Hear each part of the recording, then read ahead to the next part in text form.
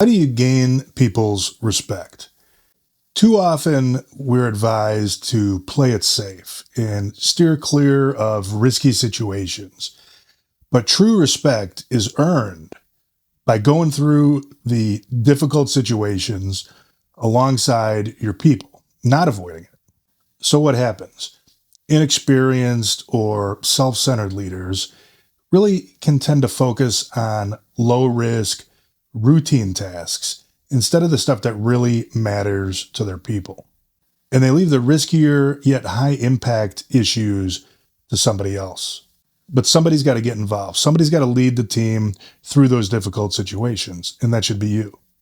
You don't want to do people's jobs for them, but you want to develop a sense for being able to intervene at the right time, to sense when that is. And your goal when you do this is to break through obstacles and ensure the success of your people. Hi, I'm Mike Targus, retired Marine and founder of Center Desk Leadership Coaching. I did 21 years in the Marine Corps leading teams. Then I transitioned in 2013 into project management, engineering, and sales. And I've been leading teams on that side ever since. So I know what works. I know what transfers from something like the Marine Corps to your organization. I've seen both sides.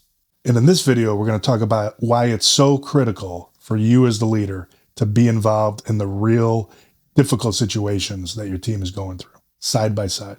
We don't fail in leading people because our intentions are not honorable or that we're not trying hard in certain areas.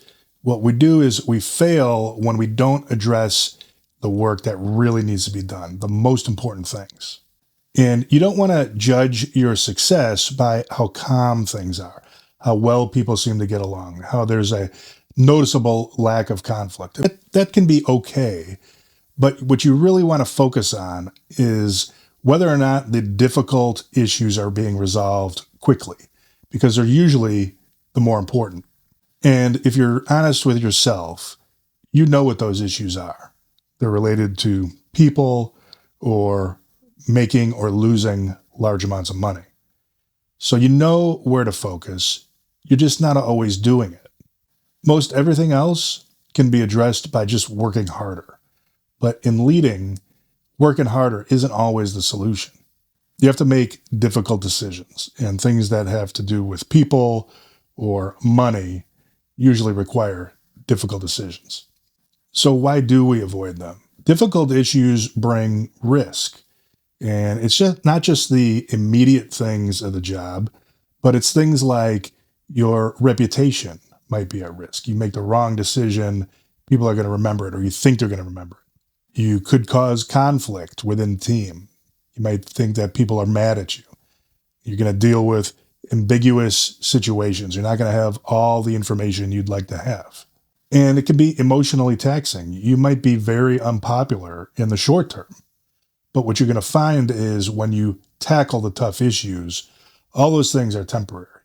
And people eventually see the value of having a leader that can make decisions in the interest of the group in the long run. But in the short term, things can actually feel good. They can feel better. People are not arguing. They're not, things are kind of quiet. There's not a lot of big issues surfacing, but they're there. And not involving yourself in those situations, time just ticks by and things might seem okay. And when we're dealing with this, when we're leading our teams through this, we don't always realize that what we're doing is we're really enabling bad behavior. The lack of conflict, it can be easily seen as a sign of success. You're doing something right. And sometimes it is. But you can't always interpret this calmness for solving issues. In fact, a lot of times it's not solving issues. And when something is a real difficult situation for your team and for you, it's probably not going to go away on its own. But secretly, we hope that they will go away on their own. If we just leave it alone, maybe everything is going to be okay. And again, the difficult part here is sometimes it does happen that way, but a lot of times it does not. It gets worse fast. And we make more of confrontations than they usually end up being. I mean, if you can get yourself to talk with people direct and one-on-one, get things out on the table, it usually goes away. It's usually better than envisioned. When you're corresponding on email or chat or Slack or something like that, it seems worse than it is. You can't really, because most of the communication is nonverbal. So you have to talk to people. Psychologically, this is called avoidance coping. We sidestep difficult issues. That's how we deal with the stress. Rather than provoke any anticipated anxieties in people, having that face to face confrontation, we just sidestep and hope it's going to go away, but it's not. And again, if things are calm, it may look productive, but you're really not making any progress. Meetings continue to go on, side projects continue to get worked on, a lot of extraneous details get addressed. You're busy as ever, but the real issues are not being attacked or resolved. And this is another psychological dynamic called risk displacement. And this is when we take low impact, straightforward work and we substitute that in for the real difficult, sticky situations that we should be resolving. You may have dealt with this. You may have had people on the team or a person on the team that you're just telling yourself, you've got to deal with this. It's just, you think about it all the time, but you just can't bring yourself to do it. So what do? You work on other stuff during the day, but the problem just is not going away. Kind of convince yourself that it's just, that needs to be done too. It's okay. The team needs this as well, but they may need it, but it's probably small in comparison to the thing that's really bothering you. So you got to really be honest with yourself about what you should focus on. And over time, people start to notice this pattern with you. They start to learn what's off the table, what you don't want to be involved in, what you're not willing to commit to. And when it's concerning people, it's particularly disheartening for the good people, the good workers, when they have to work alongside poor behavior or performance that you tolerate. And they're going to attribute it to you. Politics in the office might be one of those things too, is you're not willing to stick up for your people or go to bat for their interests. That's really demoralizing when you don't have anybody at work, particularly if it's your manager does not have your back in that regard. Then people start to unplug. You don't get the important issues raised in the first place. And you sense just kind of an overall lack of interest in what's going on. And this is when people start to, the term is become disengaged.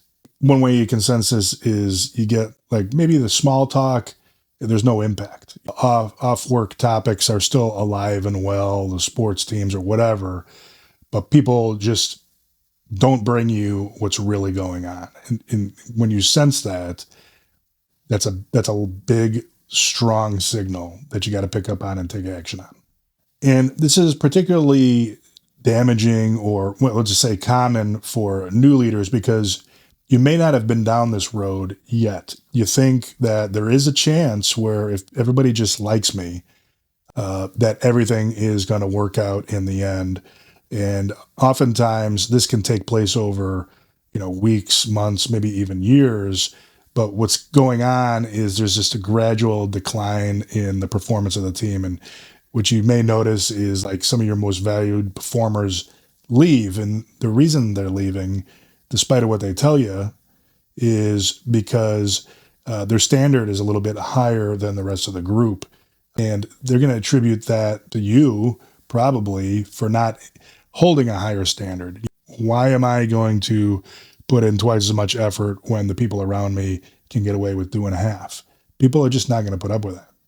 So that's something to watch for new leaders is you don't want to confuse activity with leadership or even progress.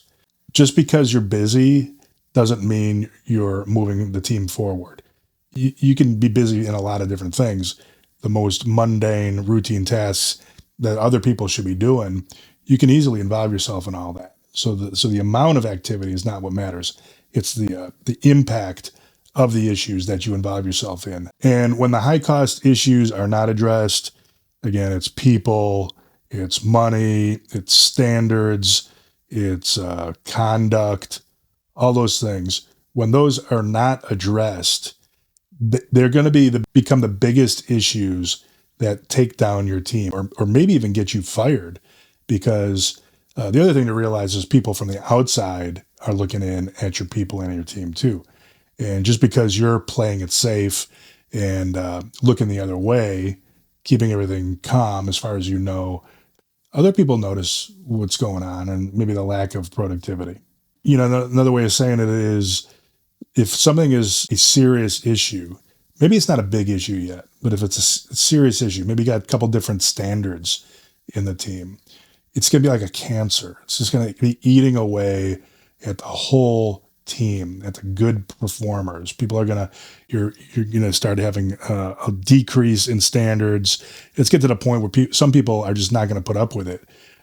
But the sad part about it is, if you can get yourself to address these issues early, and when I say early, think of it in terms of, as soon as you see something, you got to develop the ability to confront it. So that doesn't mean that you're going to be loud, or what people would maybe think of as kind of in your face. That has nothing to do with it. It's a matter of being able to stop somebody and say, here's what I'm seeing. Maybe I don't have this right.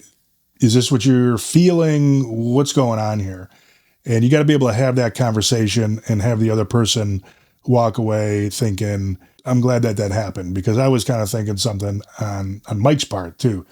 If you can do that early and often, and again, you want to maintain, you got to spend your time around your people so you can see that what they're kind of going through, get a feeling for how they are thinking about things, and then take the next step, which is to actually talk about those things early.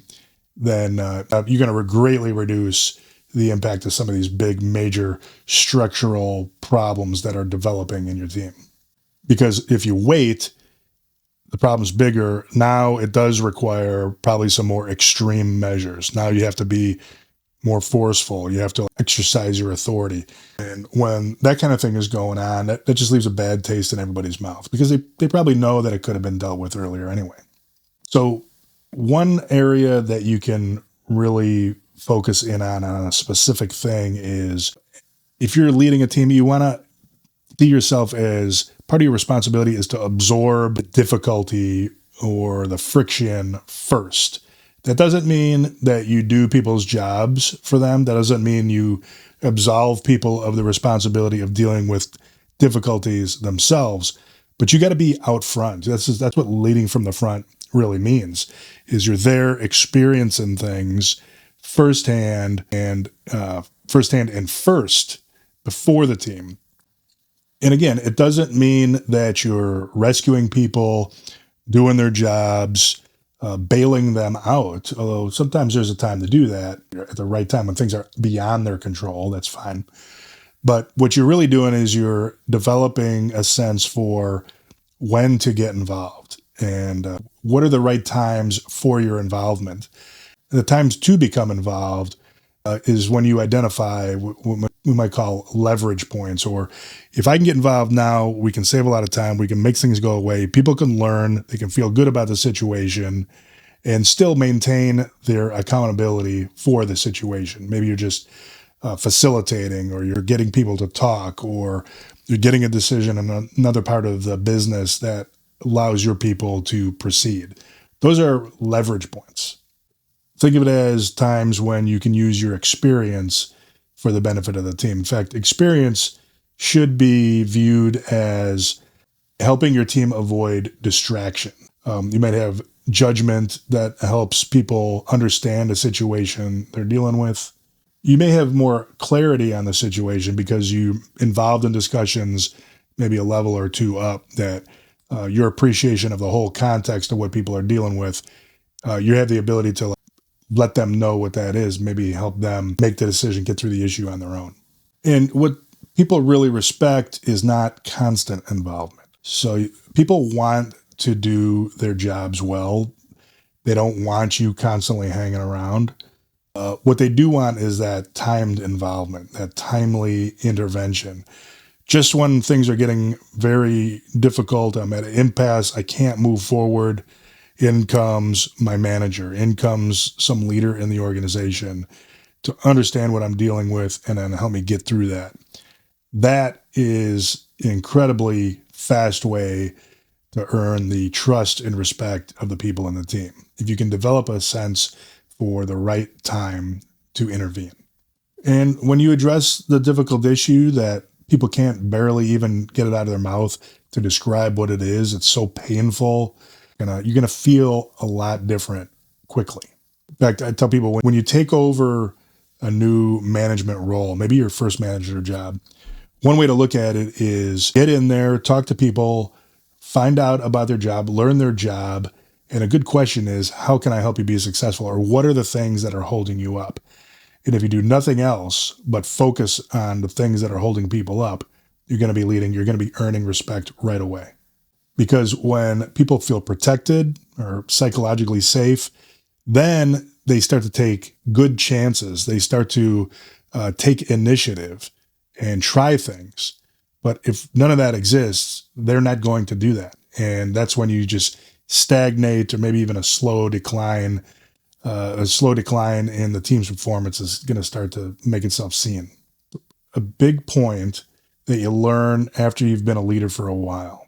It's worth sharing with new leaders because you don't have to wait, actually, if you know this. But what you'll find is that people can tolerate decisions that they don't agree with, even decisions they don't like, if the leader is taking responsibility for that decision, one. And then the other thing is people can see the logic in it. So I don't have to like it, but I can see why my leader made that decision.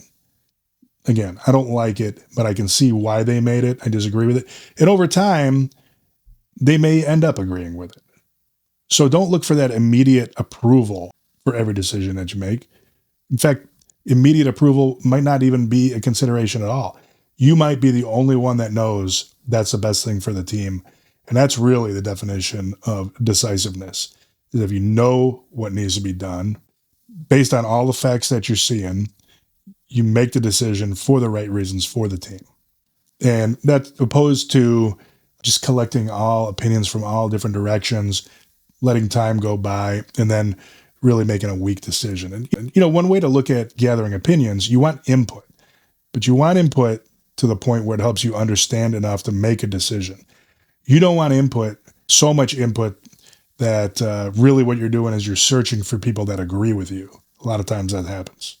Now, the other thing that happens when you are unwilling to address tough issues is that people will feel like they're assuming all the risks. So if they see you as being weakly committed, they're going to have no choice but to assume like if things blow up, it's going to be on them. So you can imagine how they're going to react to that or how they're going to anticipate being in this situation. They're going to pull back and they're going to play it safe, which is not what you want.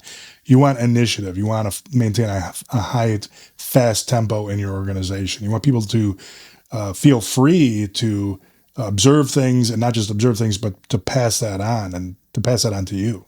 And it's particularly important for you, and this is what we mean when we say lead by example, is they're going to learn how to deal with difficulty, partly, maybe a large part, in watching you and how you do it. So when faced with a difficult task, are you fidgety? Are you nervous looking? Do you talk faster? Do you avoid people? All these little things in the way that you handle tough situations are being observed by the people around you. So I don't say that to make you nervous about it, but you have to be aware of that. And maybe the biggest thing is there's no hiding from how you really feel or how you're really handling a situation. And sometimes our ego gets the best of us and we think, well, people don't really understand the whole situation. They don't see what I'm really doing. They do see it. You can't fool the troops is the expression in the Marines. And I don't say that lightly. I've found that to be true. If something is a certain way or things are a certain way, but you don't want those guys to know it's that way, you don't want to get caught trying to alter the reality of the situation because they know. They already know. And it can take some moral courage to do it that way because you're going to be tempted to try to twist the situation. And you really have a bad ego problem. you're going to pretty easily convince yourself that you can fool people, but you got to have the moral courage to not do that. You got to what's right is right. And that's what transparency means. What is being seen over here is what's being seen on the other side. And you're part of that.